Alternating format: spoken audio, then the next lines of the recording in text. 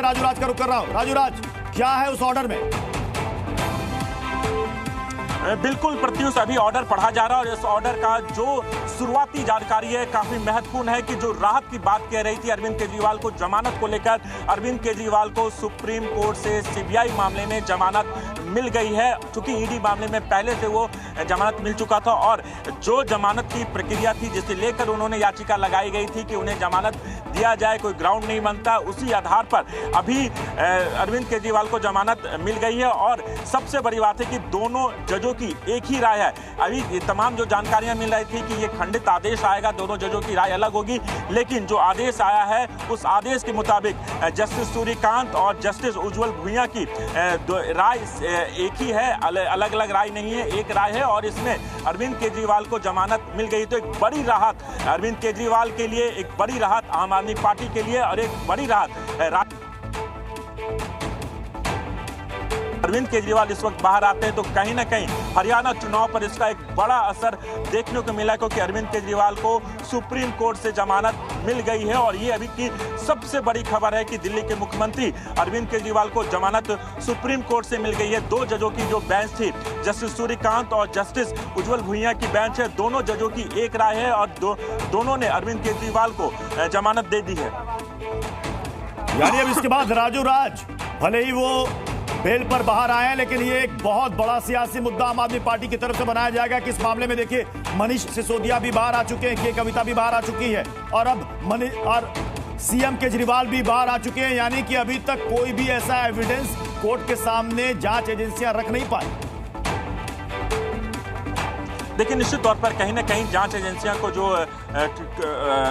सबूत, जो एविडेंस रखने थे कि अरविंद केजरीवाल को जमानत नहीं मिली, उसमें कहीं ना कहीं जांच एजेंसियों को एक बड़ा झटका लगा है। लेकिन राहत की बात अरविंद केजरीवाल के लिए है कि अरविंद केजरीवाल को इस पूरे मामले में दो जजों की बेंच थी, दोनों जजों की बेंच ने अरविंद केजरीवाल को जमानत दे दी है। और अभी जो अपडेट आया प्रत्युष, वो भी बता देना चाहूंगा कि अब जस्टिस उज्जवल भुइयां है जो गिरफ्तारी की वैधता पर अपना फैसला पर आ रहा है। यानी जो गिरफ्तारी को लेकर जो याचिका लगाई थी कि सीबीआई ने गलत तरीके से अरविंद केजरीवाल को गिरफ्तार किया, तो उसे लेकर भी अब जस्टिस उज्जवल भुइयां इस पूरे मामले में आदेश पढ़ रहे हैं। और एक और महत्वपूर्ण बात है कि ईडी वाले में अंतरिम जमानत में जो आदेश लगाई गई थी, शर्तें यहां भी लागू होगी। यानी जिन शर्तों के आधार पर ईडी मामले में अरविंद केजरीवाल को जमानत दी गई थी, उन्हीं शर्तों के आधार पर सीबीआई वाले मामले में भी अरविंद केजरीवाल को जमानत दी गई है और शर्तें रखी जाएगी।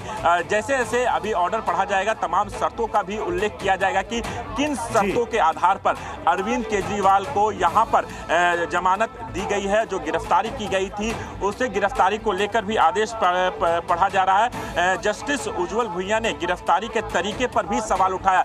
ये एक बड़ा सवाल आरोप जांच एजेंसियों पर है। जिस जांच एजेंसी ने जो गिरफ्तारी को लेकर जो आरोप लगाए गए थे कि अवैध तरीके से नियमों को ताक में कर अरविंद केजरीवाल को गिरफ्तार किया गया था और ये कहा गया था कि अरविंद केजरीवाल किसी तरह से जेल से बाहर ना आए, उसे लेकर जस्टिस उज्जवल भुइयां ने ये आदेश पढ़ रहे और तारीख कर सवाल उठाया और कहा है कि सीबीआई की गिरफ्तारी का मकसद ईडी केस मामले में अंतरिम राहत को खत्म करना था।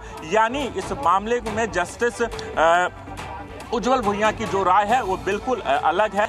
यानी जस्टिस सूर्यकांत ने जो गिरफ्तारी लेकर अरविंद केजरीवाल की जो गिरफ्तारी को सही ठहराया था, वहीं जस्टिस उज्जवल भुइयां ने जो गिरफ्तारी को लेकर सवाल ठीक है राजूराज, देखिए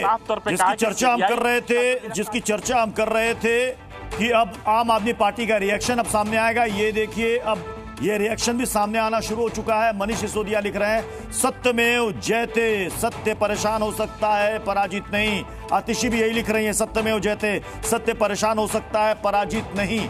यानी कि आज आम आदमी पार्टी के लिए, सीएम अरविंद केजरीवाल के लिए आज ये शुक्रवार बहुत बड़ी राहत लेकर आया है। और ऐसे समय में टाइमिंग देखिए, क्योंकि अब हरियाणा में अब चुनाव प्रचार तेजी पकड़ रहा है नामांकन के बाद। यानी कि अब अरविंद केजरीवाल हरियाणा में चुनाव प्रचार में जा सकेंगे। इससे पहले राजूराज आपको याद होगा लोकसभा के समय में भी इनको 21 दिन की जमानत मिली थी। राजूराज निश्चित तौर पर जब दिल्ली में चुनाव हो रहे थे और लोकसभा का चुनाव था और उस समय अरविंद केजरीवाल को चुनाव के आधार पे ही, क्योंकि वो पार्टी के प्रमुख थे, नेता थे और संयोजक थे, और इसलिए उन्होंने अपनी याचिका लगाई थी उस वक्त, और इन्हीं ग्राउंड के आधार पर अरविंद केजरीवाल को चुनाव में प्रचार करने के लिए मौका गया था। और आज जो अरविंद केजरीवाल को जो राहत मिली है, उनको जमानत दे दी गई है, शर्तों के आधार जमानत दी गई है, और इसका सीधा असर हरियाणा चुनाव में पड़ा है, क्योंकि बिल्कुल राजू राज अब हमारे साथ बने